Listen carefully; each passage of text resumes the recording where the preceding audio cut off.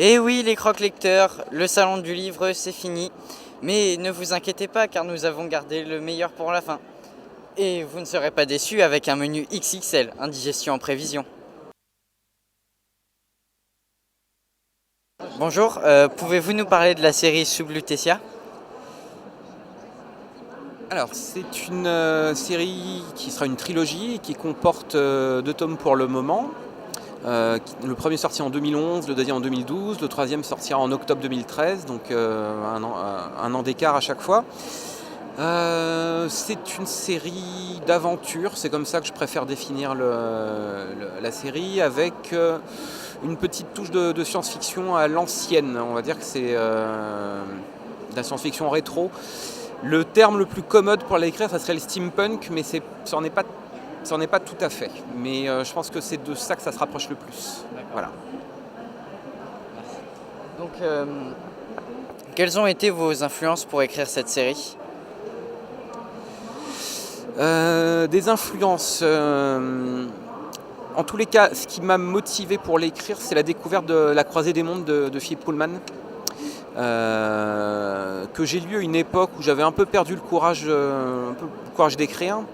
Et lire ça m'a redonné un petit coup de boost. Et donc voilà, je mettrais Philippe Pullman en premier comme influence. Et puis peut-être que c'est à cause de lui également que j'ai pris un garçon et une fille de cet âge-là comme personnages principaux. D'accord. Donc, la série possède un blog sur lequel vous écrivez des informations sur la série. Est-ce important pour vous? Oui, même si ces derniers temps, je m'en suis pas trop occupé du blog. Je suis allé voir s'il y avait des commentaires auxquels j'ai répondu d'ailleurs. Mais j'aimerais bien pouvoir m'investir davantage. Et puis peut-être faire un blog plus général, pas seulement sur la série Sub Lutetia, mais sur l'ensemble de ce que je peux faire, ce que je préfère par la suite. Mais bon, j'aime bien l'idée du blog et de faire un petit prolongement du livre pour garder un dialogue avec les lecteurs. Et avez-vous un projet en cours, mis à part la série Sub Lutetia? Effectivement, le tome 3 est fini d'écrire et j'ai un projet, effectivement. Le prochain roman sera toujours un roman jeunesse chez le même éditeur, mais qui aura pour cadre l'Antiquité. D'accord. Voilà, donc je ne vais pas encore commencer à écrire, je suis en phase de recherche pour le moment. Nous sommes maintenant chez Actes Sud Junior avec Jean-Philippe Blondel. Avez-vous un projet en cours d'écriture? En fait, j'en ai un qui est terminé pour les ados mais qui paraîtra en septembre. Voilà, et qui s'appelle Lever de rideau et qui parle de l'option théâtre. Voilà. Donc, souvent dans vos livres, on retrouve le thème de l'amitié entre garçons. Qu'est-ce qui vous intéresse dans ce genre? Écoutez, moi je suis prof. Dans ce que je vois des sentiments qu'il y a au lycée, il y a beaucoup plus d'amitié que d'amour. Alors je ne sais pas pourquoi il y a tellement de livres sur l'amour. C'est super l'amour, mais ça ne dure pas très très longtemps. Alors que l'amitié, ça peut durer des décennies. Voilà. C'est ça qui m'intéresse. Et donc, êtes-vous heureux d'être ici au Salon du Livre et rencontrer vos lecteurs?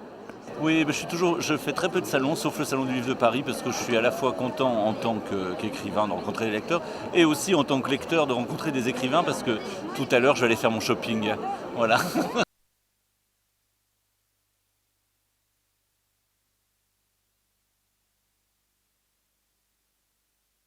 Sur le stand Delcourt, j'ai choisi Le Jour J, tome 12. Je vais vous lire le résumé.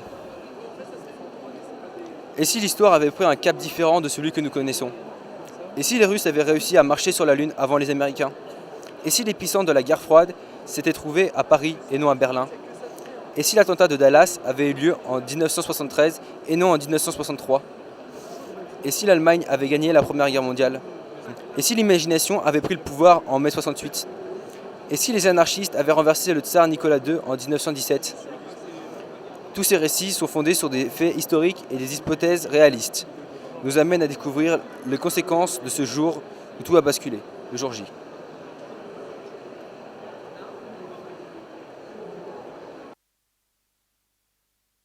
On se retrouve chez Delcourt avec Patrick Sobral. Alors, qu'est-ce que ça vous fait de rencontrer vos lecteurs? Toujours autant de plaisir, hein. La série est maintenant sortie, ça va bientôt faire 10 ans, hein. Ça va bientôt faire 9 ans que la série existe. Et depuis, je prends vraiment un réel plaisir à venir aller 2-3 fois par mois en dédicace quelque part en France pour rencontrer mes fans, leur dédicacer. Et même au bout de 9 ans, j'ai pas perdu du plaisir à les rencontrer. Vous sortez un nouveau tome tous les 6 mois. Et pourtant, alors que c'est vous qui faites tout. Le dessin, le scénario, la couleur. C'est un rythme inhabituel pour un Européen. Comment vous organisez-vous? Alors, un album tous les 6 mois, c'est plus le cas, hein. Ça, c'était bon jusqu'au tome 11-12. Hein. C'est vrai que les 6 premières années de ma carrière, je dirais, je faisais 2 albums par an parce que j'étais très productif, mais j'ai pas pris une semaine de vacances en 6 ans. Hein. Donc maintenant, malheureusement, c'est plus possible. Depuis 2-3 ans, je sors plus qu'un album par an. Parce que déjà mes albums sont plus complexes qu'avant, ils sont beaucoup plus détaillés, beaucoup plus d'effets, beaucoup plus de couleurs. Et à côté, je scénarise et je crayonne la nouvelle série des légendaires, les légendaires origines. Et rien que ça me prend 2 mois de plus. Donc faire un album tous les 6 mois comme je faisais avant, c'est vraiment plus possible. À présent, il y en a un par an. Il y a dans la BD beaucoup de clins d'œil à des mangas, des films, des marques. Je pense que ça vous amuse beaucoup. Bah, je fais ça, les clins d'œil dans la série, je fais ça beaucoup pour m'amuser en fin de compte. Hein. Ma série est très très influencée par tout ce que j'ai vu dans ma jeunesse, toutes les séries manga des années 80, Dragon Ball, les Chevaliers de Zodiac, ce genre de choses. Et donc c'est vrai que déjà graphiquement, on voit très fortement mes influences. Et en plus de ça, scénaristiquement, de temps en temps, j'insère dans l'histoire, sous forme de clin d'œil ou d'allusion, des choses qui viennent d'autres séries ou d'autres films, comme par exemple l'anneau du Seigneur des Anneaux qu'on voit dans le tome 3.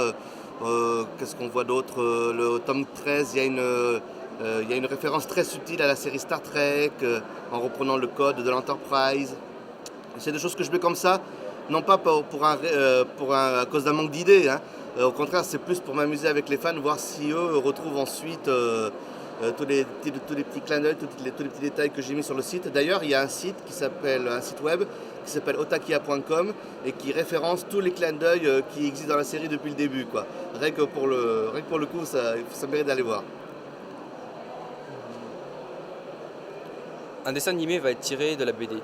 Est-ce que vous allez participer au projet? Alors j'y participe. Alors pour l'instant, malheureusement, j'ai pas le droit de trop en dire. Hein, c'est un peu close confidentialité. Ce que je peux dire pour l'instant, c'est qu'on a signé avec TF1. Donc c'est sur TF1 que passera la série animée des légendaires. Une série prévue pour l'instant en 26 épisodes de 26 minutes.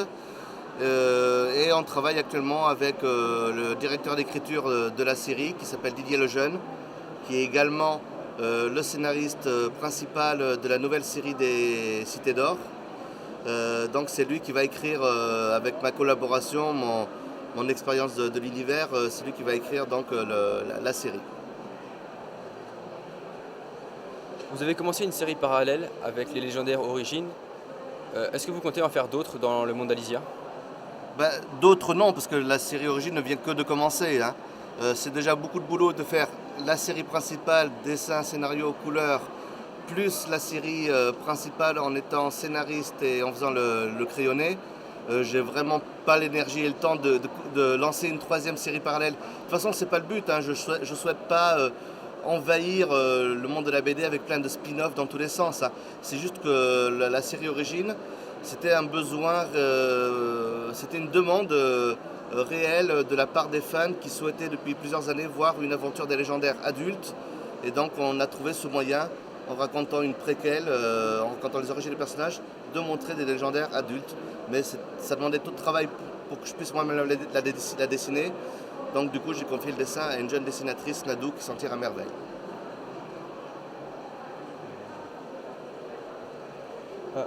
Cette série vient de remporter le prix d'Angoulême. Cela vous fait très plaisir, je pense. Oui, évidemment, ça m'a fait très plaisir. C'est le prix ultime. Hein. Le festival de BD d'Angoulême, c'est le festival de Cannes de la bande dessinée. Hein. La concurrence était internationale. Hein. Il y avait des mangas, je crois qu'il y avait des comics, enfin il y avait absolument de tout. C'était la 3e fois que les légendaires étaient nominés. Donc je peux vous dire que ça me maniait un peu d'un jour d'avoir ce prix-là. Et c'est vrai que cette année on l'a eu grâce au tome 1 de la série Origine. J'en suis très content. Je crois qu'à partir de là, on ne peut pas espérer meilleure consécration que le dessin animé peut-être. Mais voilà.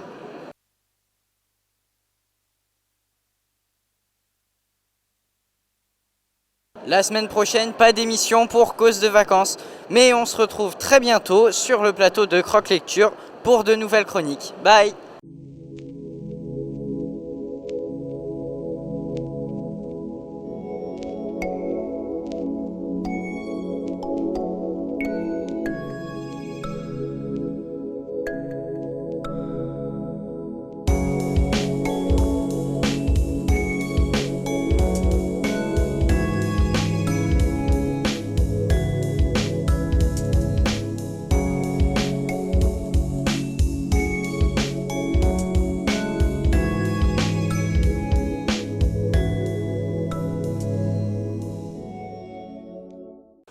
Les vacances de Jésus et Bouddha est un manga humoristique. Comment trouvez-vous l'inspiration? ギャグ漫画であるセイントニーさんを一話一話作る時の、ギャグ一つ一つの、発想はどうやって出てきますか？喫茶店持った方がいいですか？大丈夫です。喫茶店で、ネタ出しというか話を作るのをするんですけど、そうですね、やっぱり、そのキャラクターがもともといるキャラクターをいろんなシチュエーションに置いて、そのキャラクターがこのシチュエーションだったら何をするかっていうことを考えてネタ出しをしています。Alors pour travailler en général, pour inventer la partie scénaristique du manga, en général je vais au café et je m'isole en mettant un casque avec de la musique, ça m'aide à travailler. Et ensuite je choisis d'abord une situation et une fois que j'ai choisi une situation, je m'imagine ce que feraient les personnages dans cette situation et l'histoire vient naturellement dans ma tête et après je n'ai plus qu'à l'écrire. Pensez-vous que ce manga aurait un tel succès en France? Vous imaginiez-vous l'universalité des thèmes que vous abordez? セイントニーさんはあれほどフランスで成功してセイントニーさんを書いているときはやっぱり世界中の人に理解されていることにびっくりしているのでしょうか？そうですね、もともとネタが、ギャグが日本の人じゃないと分かりにくいようなものが多いですし、なのでフランスの人が笑ってくれることにとっても驚いてます。Alors il y a quand même beaucoup de situations dans ce manga qui se déroulent au Japon et il y a beaucoup de références aussi à la société japonaise, donc j'étais très surprise de voir que les lecteurs français comprenaient l'humour que j'utilisais et les références et je suis très heureuse de voir que ces gags sont partagés par tout le monde. Donc, vos lecteurs attendent maintenant avec impatience votre prochaine série Under the Bridge. Est-ce que vous pensez qu'on pourrait espérer la lire en France? セイントニーさんで大人気になったので次は、荒川アンダーザブリッジもフランス語版を期待できるのでしょうか？それがフランス人たちには受け入れられそうな作品ですか？ぜひ荒川の方もフランスで、読んでいただけたら嬉しいなと思うんですけれども、荒川はセイントニーさんよりもちょっと変なキャラクターが多いので、受け入れてもらえるかちょっと不安です。Alors j'aimerais beaucoup que les Français puissent lire Arakawa Under the Bridge un jour. Le problème c'est que c'est une série qui est encore plus spéciale que les vacances de Jésus et Bouddha, avec énormément de personnages très originaux, très très étranges et je ne suis pas certaine que ce manga corresponde au public français, mais s'ils pouvaient le lire un jour, ça serait chouette. Donc comment vivez-vous le fait de rencontrer vos lecteurs français? フランスの読者たちと会えて嬉しいですか？とっても嬉しいです。とっても感動しました。なんか面白いエピソードとかありましたでしょうか？そうですね、フランスの方も好きなキャラクターとかが意外と日本のファンの方と近かったり、あとはそうですね、進学校の先生が教材にしてますとか言っていただいてとっても面白かったです。Alors, ça m'a fait extrêmement plaisir, mais il y avait quand même quelques petites anecdotes amusantes lors des séances de dédicace. Par exemple, il y a un professeur de catéchisme qui est venu me dire qu'il utilisait mes mangas dans ses cours, donc c'était assez surprenant. Et puis, sinon, il y a autre chose qui est amusant, c'est que j'ai remarqué que Lors de ma conférence de ce matin, je dessinais des personnages à la demande et la plupart des personnages qu'on m'a demandé, c'est les mêmes qu'au Japon. Donc je vois que les lecteurs français ont les mêmes goûts que les lecteurs japonais en ce qui concerne les personnages de mon manga. C'était assez amusant de voir qu'ils étaient assez proches. Merci pour cette interview. On est vraiment très heureux de vous avoir rencontré.